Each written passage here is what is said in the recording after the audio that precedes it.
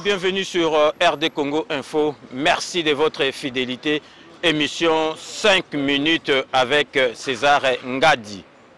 Net na epsaki bino ke na 5 minutes depuis Tobandaki 5 minutes année Oyo. Na epsaki bino ke na 2016 Oyo, fin de l'année, na début 2017, et vous allez vraiment chargé politiquement na mboka na biso. Sikoyo bino boyebi ke en tout cas tokoki vraiment ko s'en passer na actualité oyezoleka na mboka na biso.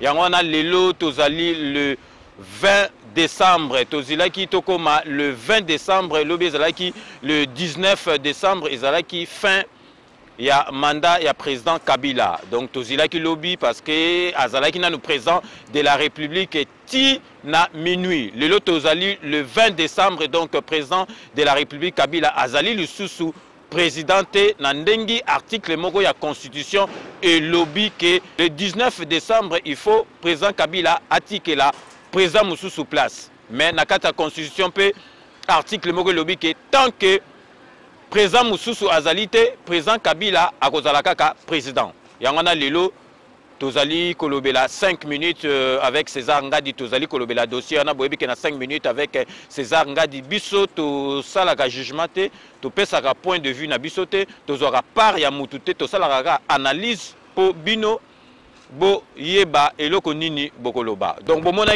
ki lobby à 1 heure du temps il y a fait un mandat ya président Kabila a bimisaki gouvernement ya Sami Badibang. Elingi koloba nini donc elingi koloba ke président Kabila ezali signe moko ya kolakisa na peuple congolais ke ye mutu azo diriger kaka mboka.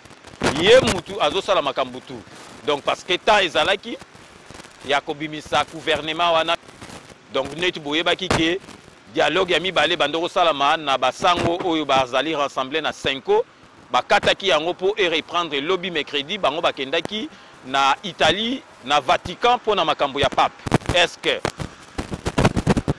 5 bakozongela sous dialogue wana au moment où déjà gouvernement ya Sami Badibang bimi bino mto bozotala biso boye bisabiso soki ekozala suna tina 5 a continuer dialogue wana batebele bazilaki président Tshisekedi boyebi ke opposant oyo atikali oyo peuple yo kelaka ye ezali président Tshisekedi balobaki ke président Tshisekedi akotaki na dialogue bato babandaki kozila siko bamona ye akota na masolo. Un juriste qui se respecte on a le président Tshisekedi pour rappel azali docteur en droit ya liboso parmi ya baliboso ya mboka na biso lobi amonaki le 19 décembre alobaki te le 20 aye koloba monaki discours na na RD Congo Info alobi ke à partir à lelo président de la République Kabila azali lisusu présidenté ya mboka na biso. Donc congolais population à se prendre en charge.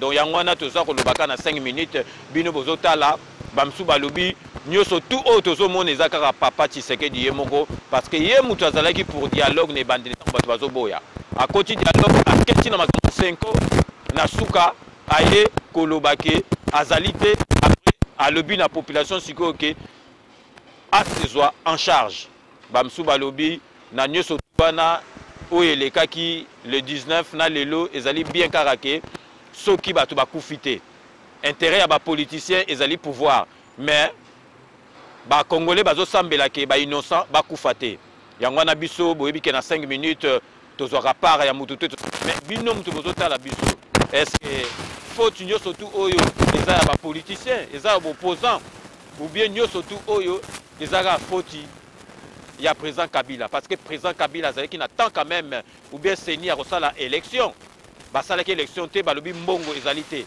mais tout d'un coup tango balobi ke ako se prolonger tina 2018 oki ba milliard et demi seni azoki mbongo wapi ba aider biso te mbongo witi na mboka na biso moko. Donc tout ça bino boye bisa biso est-ce que ça faute ya opposant ba situation tout oyo tozozwa ou bien ça faute ya ye moko président Kabila. Donc bino boye bi ke na 5 minutes toloba kaka nous vous laissons le soin d'en tirer vos conclusions et de nous faire parvenir vos commentaires sur votre site rdcongoinfo.net. Derrière la caméra, c'est Joe Flèche.